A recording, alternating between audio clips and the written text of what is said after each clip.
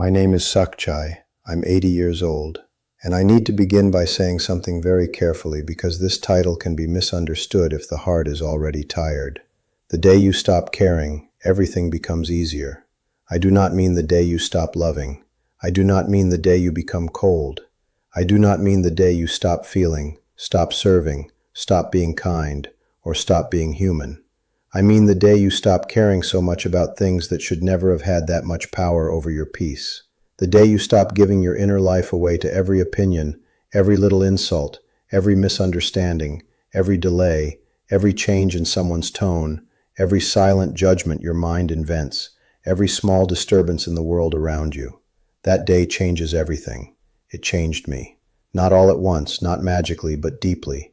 And if you stay with me, I will tell you why this understanding took me so long, and why I now believe it is one of the most freeing lessons an aging heart can learn. I was not born knowing how to protect my peace. I was born in a small village in northern Thailand where respect, pride, hierarchy, and behavior mattered a great deal. People noticed how others spoke, how they bowed, how they looked at one another. Small social movements carried meaning, and because of that, I became a boy who paid attention to everything. A tone of voice, a pause, a glance, a small shift in mood. But I did not only notice these things, I absorbed them. That is where the suffering begins. A sensitive mind can be a gift, but an unguarded sensitive mind becomes a burden. I did not know the difference for many years. When I entered temple life as a young man, I thought spiritual practice would make me untouchable in a healthy way. I thought I would become the sort of monk who heard criticism and remained still, who felt disrespect and did not react, who moved through the moods of others without being moved himself. But I was not that man, at least not then. Outwardly, I was controlled. Inwardly, I was often in turmoil. A small criticism could live in me all day. A younger monk's impatience could disturb me for hours. A guest's arrogance could keep speaking in my mind long after he had gone. I looked calm, but I was giving too much importance to too many things. You see, this is a hidden form of exhaustion. People think peace is lost only in great suffering, but much of peace is lost in little reactions repeated too often. You give your chest to things that do not deserve it. You hand your nervous system to small events. You turn every little offense into an inner occupation, and then you wonder why your heart is tired. I wondered that too, for years. And here's what I didn't understand then. Being deeply affected by everything is not the same as being deeply wise.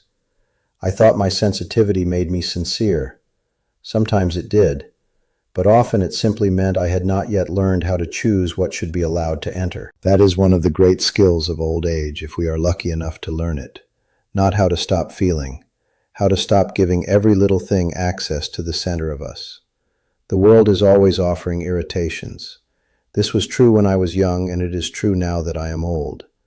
A person misunderstands you. A person is rude. A plan changes. Someone ignores your effort. Someone speaks from their own pain and throws it onto you.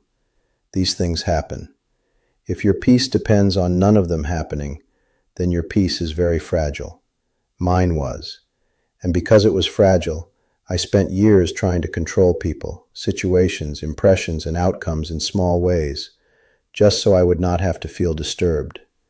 There was one period in my later life when I could no longer deny how much this was costing me.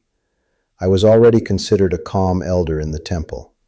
People came to me because they thought I had settled into peace, but inside my mind was still wasting precious life on too many little things. One rude remark could follow me into the evening. One careless gesture could tighten my chest. One misunderstanding could become 10 imagined conversations in my mind. It finally became embarrassing to me, not because I wanted to seem perfect, but because I could see so clearly how much of my energy was being spent on things that did not deserve to shape my whole day. You know what surprised me most? The relief did not come when people changed. It came when I stopped needing them to. That was the turning point. I had spent so much of my life waiting for others to become gentler, wiser, more respectful, more aware. But the day I realized that my peace could not depend on their maturity, something shifted. The responsibility for inner steadiness came back to me, not in a harsh way, in a freeing way, Let me explain this carefully. When I say stop caring, I mean stop overvaluing what is shallow, temporary, or outside your true authority. Someone's passing mood does not deserve your whole heart. A careless comment does not deserve your night. A misunderstanding does not deserve your identity. A look does not deserve your peace. Most of the things we carry too deeply do not belong at the center. They belong at the edge where they can be noticed and then allowed to pass. What most people don't realize is that this kind of not caring is not emptiness. It is discernment. It is wisdom. It is saying, I will care deeply about what matters, and I will stop sacrificing myself to what does not. This changed the way I listened, the way I responded, the way I suffered. It did not make me less compassionate. It made me less available to nonsense. As I practiced this, I began to notice how much my suffering had been created by interpretation. Someone would say something sharp and the event itself was one thing, but what exhausted me was the story afterward. What did they mean? Do they disrespect me? Did I fail? What does this say about my place, my value, my image? That was the real weight, not the event, the meaning my mind built around it. Once I saw that, I started asking a different question. Does this deserve the space I am about to give it? That question changed my life. Not because I always answered perfectly, but because for the first time there was a gate. There was some discernment before absorption, some pause before surrendering my peace, some quiet strength that said, no, not everything gets to live in me. And this is where everything changed. I began to leave things at the surface. Not all things, not the important ones, not the painful truths that actually required honesty, but the small disturbances, the ego movements, the careless words, the little frictions of ordinary life. I stopped inviting them so deeply in.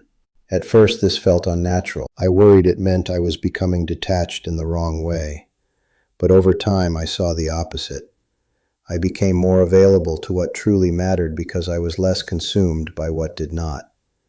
This made me more patient with others too, because when you stop reacting so quickly, you start seeing more clearly. You begin to notice that many people's roughness has little to do with you. It comes from their own burden, their own confusion, their own fatigue, their own unhealed pain. And when you no longer need to make everything personal, you can remain kind without becoming porous. That is a very different way to live. There is another side to this lesson that I had to learn as I aged. I also had to stop caring so much about maintaining certain images of myself. The image of always being calm, always being useful, always being respected, always being needed.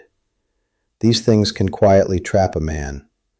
The less I cared about preserving those images, the easier old age became. I could be slower without shame. I could be less central without panic. I could let younger people move differently without feeling erased. That is another form of freedom hidden inside this lesson. And here's the truth. The day you stop caring in the wrong places, life really does become easier. Not because pain disappears, not because the world suddenly becomes more pleasant, but because your inner life is no longer leaking through every crack. You become less reactive, less exhausted, less dependent, more grounded, more spacious, more free. If these words are helping you see where you have been giving too much importance to what does not deserve it, maybe this is the right moment to stay close to this space. Many people are carrying too much simply because they care too deeply about the wrong things. If this is speaking to you, stay here a little longer. At 80 years old, I still care deeply.